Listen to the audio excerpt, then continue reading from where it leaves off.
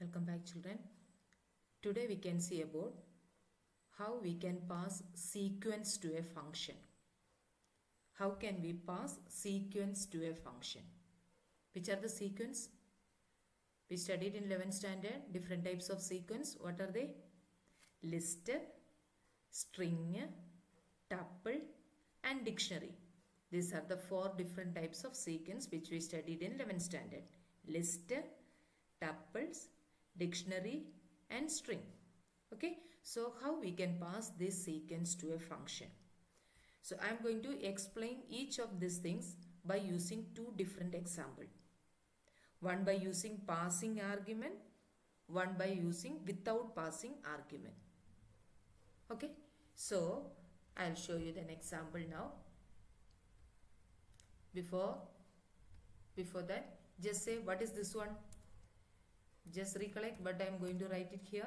Yes, recollect what is this one? It is what type of sequence? Yes, it is a list. That everybody know that L is a list. Elements are written inside the square bracket. So it is a list.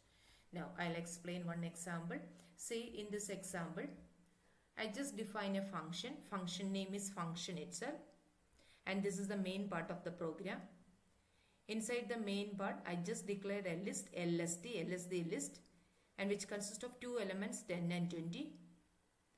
Inside the main program, the second statement is a print statement, and this print statement will print the value of LSD. That means you are expecting 10 and 20 here for the first print statement, right? And after the print statement, you are calling the function. When you call the function, it is jump to here and execute this part of the program. And here you are written LSD of 0 is equal to LSD of 0 plus 100.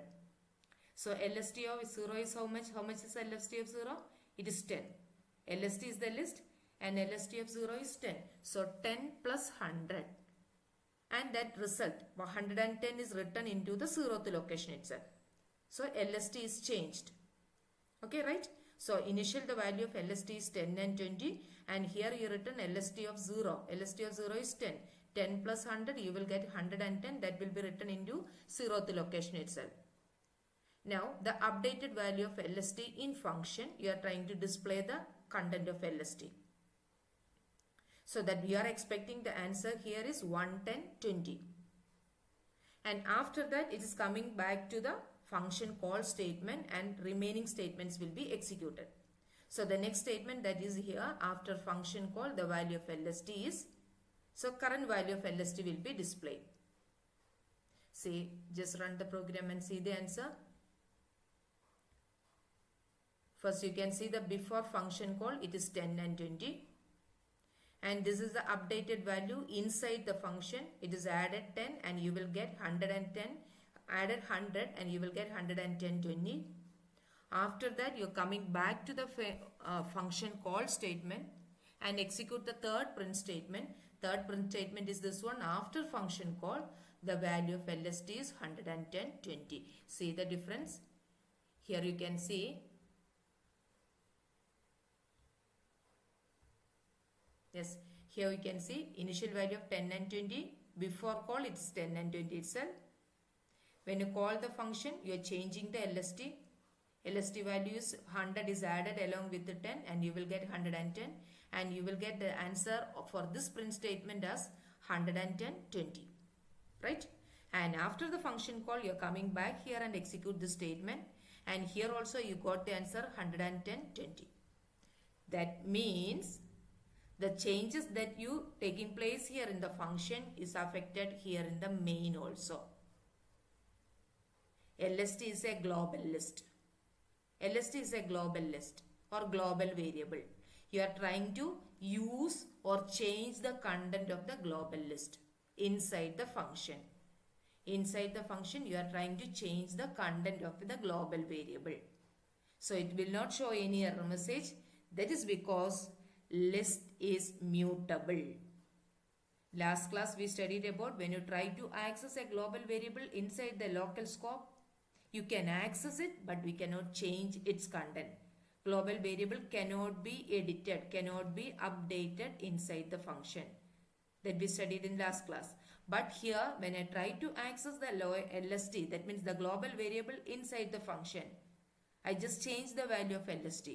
I just updated the value of LST. That means LST is a list and list is mutable.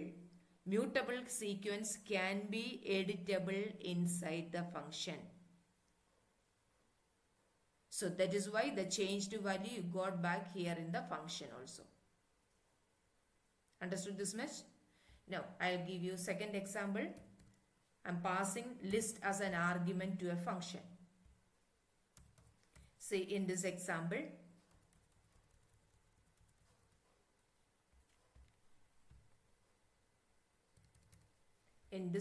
you can see, again this is the main part of the program. LST is the list which consists of two elements 10 and 20, and this is the first statement that is executing the print statement, and you will get 10 and 20 as the answer, and you are calling the function and we are passing LST as the argument. Previous problem, you are not passing the argument. Here you are passing the argument. This argument is known as its actual argument, right? Now when you pass the when you call the function, it jump to here, and this argument is known as formal argument, and you are trying to change the formal argument value. LST of 0 is equal to, again you are adding 100 along with the 0th element. 0th element is 10, along with the 10 you are adding 100. Now after that you are printing the value. Your print statement will be executed. So the first output will be before function call, second output will be updated value, and the third output will be after function call. After executing the function, it come back in the function call statement, and the next statement will be executed. So the next statement is after function call. So this is the way the output is coming. First before in function call, second one is updated value, and third one is after function call. Here also you are passing a list. List is mutable. So whatever the changes taking place inside the function will be affected here in the main part also. Just check and run the program. Yes, before function call your value is 10 and 20. Inside the function you updated with 100. So you got the answer 110, 20. And after the function call, again you are trying to display the value of list. You will get the answer. The updated value you will get inside the function. This is because list is mutable. And next I am going to pass string to a function. Yes, I'll write one example here. str is equal to, yes, so str is a string. Everybody know that str is a string. Now I can write str plus equal to science. Is what will happen now? What will be the value of str now? Can you say what output you will get it? So first you return computer, and along with computer you concatenated science. What output you are expecting? You are expecting the answer computer science, right? Now we can come back to our function program itself. First I am going to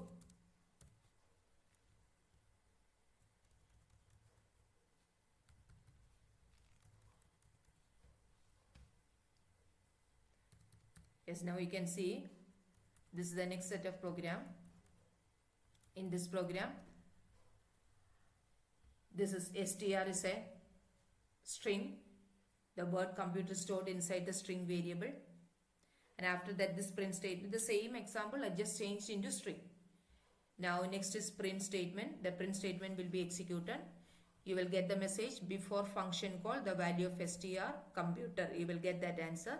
After that you are calling the function. Your function name is function itself. So you are calling the function, and this part of the statement will be executed. You are trying to access the global variable inside the function. You are trying to access, str is a global variable, and you are trying to access the global variable inside the function. Check it is accessible or not. And after that you are trying to display the value of global variable. Here instead of this LST you can say it is the value of str. is the value of str. So you are trying to display the value of str. Just check it. Is it possible to access this global variable inside the function? Run the program. You can see the error message. Str plus equal to signs showing the error message. Just read the error. Local variable str referenced before assignment. So that means we cannot access the global variable. We cannot change, not access, we cannot update or we cannot change the content of a global variable inside the function scope because str is immutable. Because str is immutable, so we cannot change the value of a global variable inside the function scope. Now, we studied about the global keyword last class. By using the global keyword, we can change its content. By using the global keyword, you can change its contents. So once again, I'll run the program. Without using this global keyword, we cannot change the value of str, as str is a global variable and str is immutable.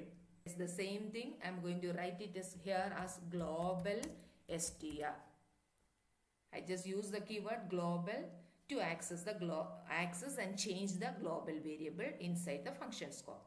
Just try it. First, which output? Before function call. Before function call, you will get the output computer. After that, you are calling the function and you are concatenating signs along with the str.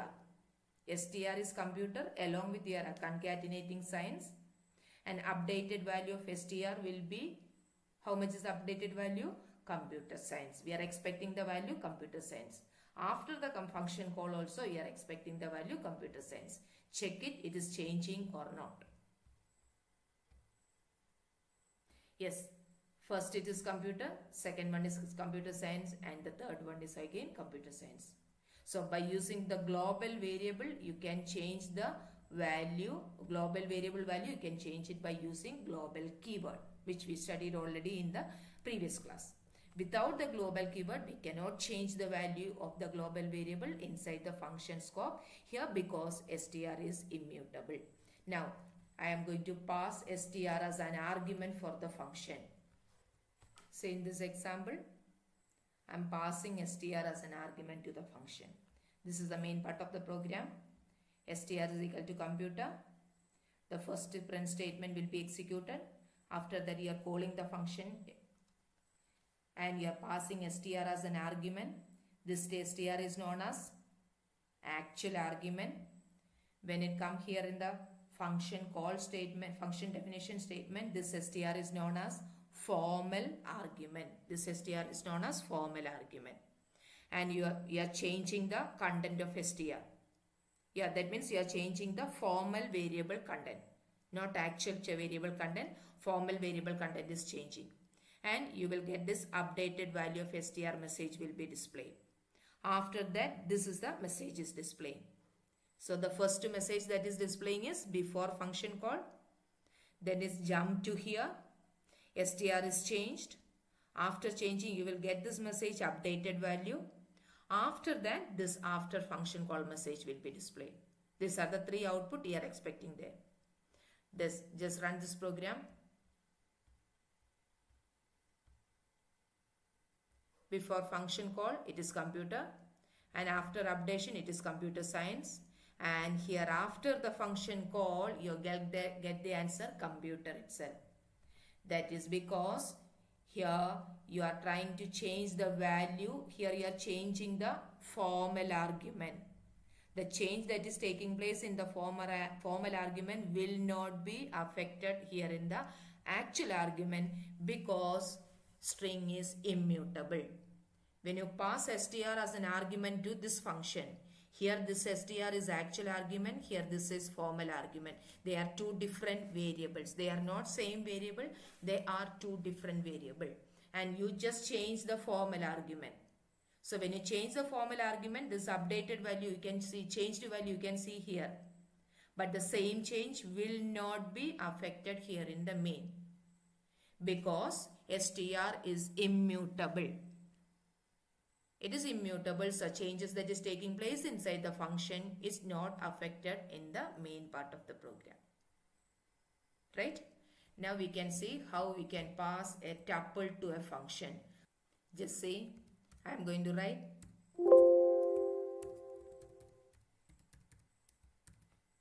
what is this one? What is this T? T is a tuple, right? Now I can write T plus equal to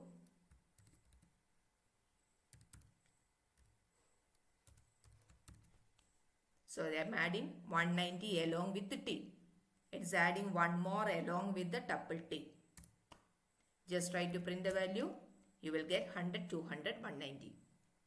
So this is the way I am going to edit or change the content of the tuple. Initial tuple content is 100 and 200. And along with that value, I am adding or updating or concatenating 190 also. So now the present content of T is 3 elements, 100, 200 and 190. Now next, see this program. Here also you can see one tuple which 10 and 20 are the elements. The first print statement, this will be executed and you will get the answer 10, 20. After that you are calling the function. During the execution of this function, you are concatenating 100 along with the 10, 20. 100 you are concatenating along with the tuple. That is along with the 10 and 20 you are concatenating 100 also. After that you are trying to display the value of tuple. So that means the second message that is displaying is updated value. After that, next statement that is executing is this print statement. That means after function call statement will be executed. Right? Check it whether this is working or whether it's showing any error message.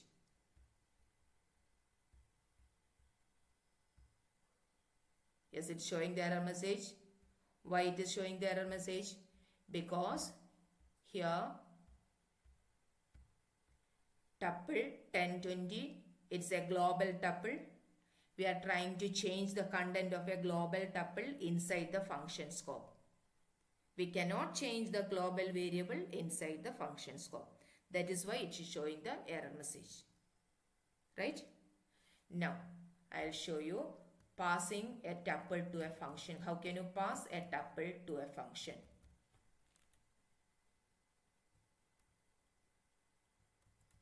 In this example, I am passing a tuple to a function. Same tuple, calling the function, you are passing tuple to this function and concatenating 100 along with the existing tuple. In this case, this is actual argument, this is formal argument, and you are trying to change the formal argument. That means now the formal argument consists of 10, 20 and 100. One more element is concatenated, so you will get 10, 20, 100. So that will be displayed here as the updated value.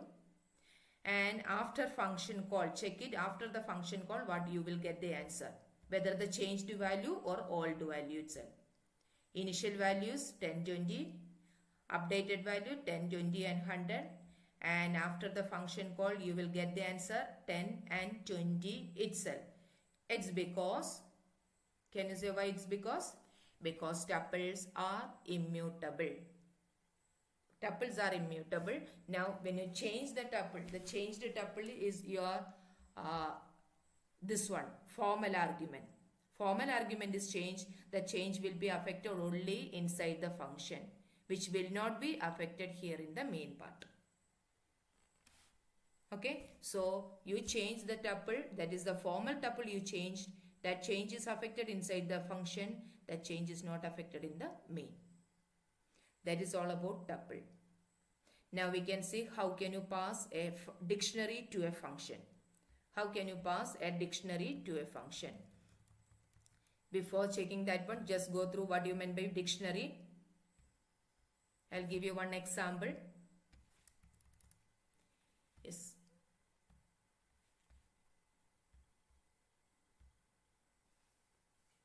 Say I'm going to write day is equal to 1 colon Monday, 2 colon, what is this one? What type of sequence is this one? It is a dictionary, right? It's inside the curly bracket and key and value separated by colon and elements is separated by comma. There are 2 elements are there. 1, 2 are the key values. Monday and Tuesday are the value part. Now D is the dictionary. I can write D of 1 equal to, now D of 1 is Monday, D of 2 is Tuesday. Now I am going to change D of 1 as January. D of 1 as January. After that you just try to display the value of D. Now you can see the changed value here in the value part of 1. The key value of 1 will be changed. That is changed as January. That is because dictionary is mutable. The value part of the dictionary is mutable. Key is not mutable, but value part of the dictionary is mutable. That is why when I try to change the value of D of 1 as Jan, it is changing and you got the changed value there. I'll show you the next example here. This is tuple example. Now see, here comes the dictionary.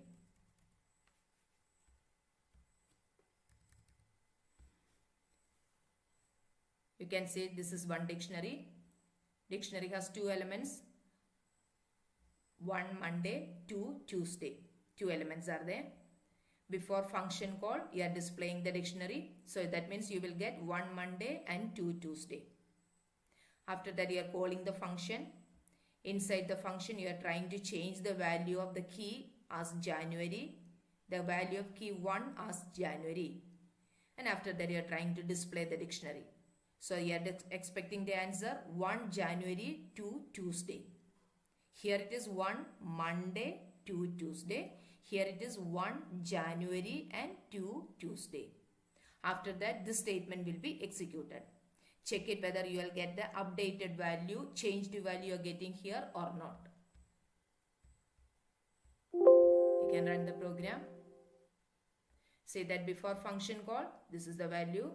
Inside the function, this is the value, that is the updated value. And after the function call also, you will get that updated value. This is because dictionary is mutable. The value part of the dictionary is mutable. Now the same example I can show you like this.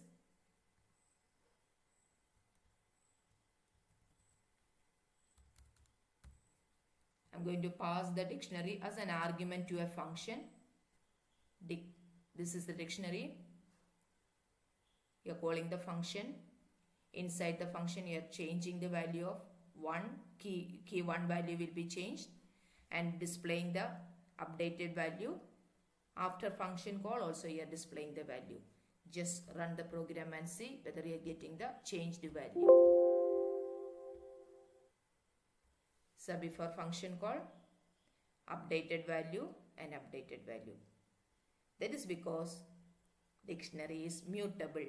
When you're trying to change the formal variable, formal argument, when you're trying to change the formal argument, the changed value will be affected here in the actual argument also. This dict is actual argument and here comes this will be formal argument. Here you change the value of formal argument. The change is affected here in the actual argument also. That is because dictionary is mutable. So that is all about passing dictionary, list, tuple and string to a function.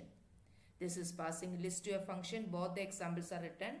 And here passing string to a function. And this is also passing tuple to a function. And here this is dictionary to a function. Yes, that is all about passing sequence to a function.